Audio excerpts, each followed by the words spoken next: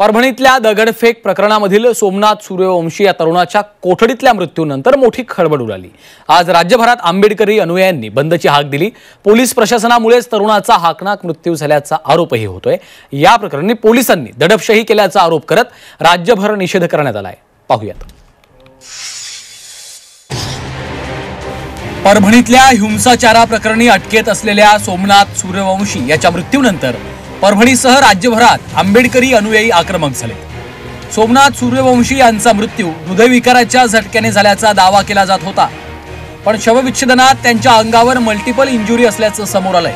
त्यामुळे राज्यभरातनं संताप व्यक्त केला जातोय। परभणीत एका माथेफिरूकडून 10 डिसेंबरला संविधानाच्या प्रतिकृतीची विटंबना करण्यात आली। त्याविरोधात 11 तारखेला परभणीत आंदोलन केलं गेलं।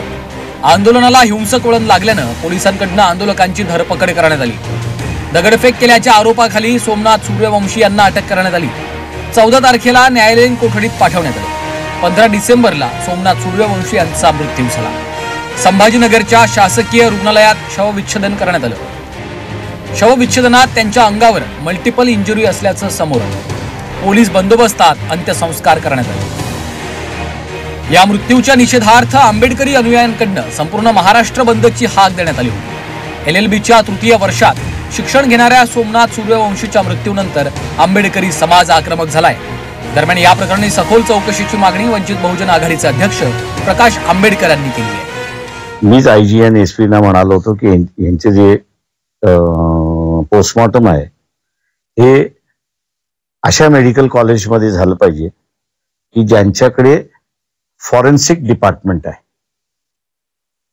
आणि औरंगाबादमध्ये फॉरेन्सिक डिपार्टमेंट आहे, अत्यंत चांगलं फॉरेन्सिक डिपार्टमेंट आहे, आणि तिथे मग त्यांचं पोस्टमॉर्टम करायचं त्या ठिकाणी ठरलं।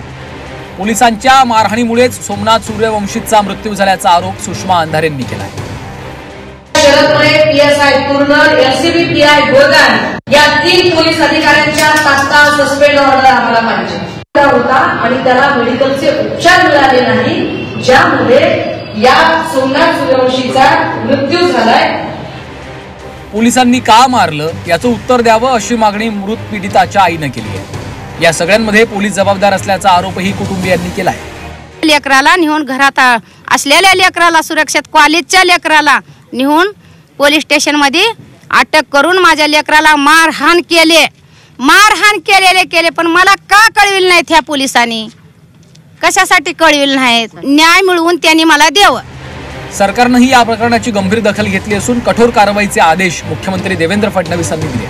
विशेषतः परभणीच्या घटनेच्या संदर्भात मला या निमित्ताने सर्वांनाच अपील करायची आहे की संविधानाचा अपमान कोणीच कधीच सहन करणार नाही, आणि ज्यांनी तो अपमान केला तो मनोरुग्ण आहे। मनोरुग्णांनी अशा प्रकारचा अपमान केल्यावरही कारवाई झालेली आहे। सोमनाथ सूर्यवंशी यांच्या मृत्यूनंतर राज्यभरात आंबेडकरी अनुयायांसह सर्वच स्तरातनं संताप व्यक्त होतोय। संबंधित पोलिसांवर कारवाई व्हावी, त्यांचं तत्काळ निलंबन करावं अशी मागणी होतीये। या प्रकरणी नवं सरकार किती वेगानं कारवाई करतं याकडे राज्याचं लक्ष लागलंय। ब्युरो रिपोर्ट, झी 24 तास, मुंबई।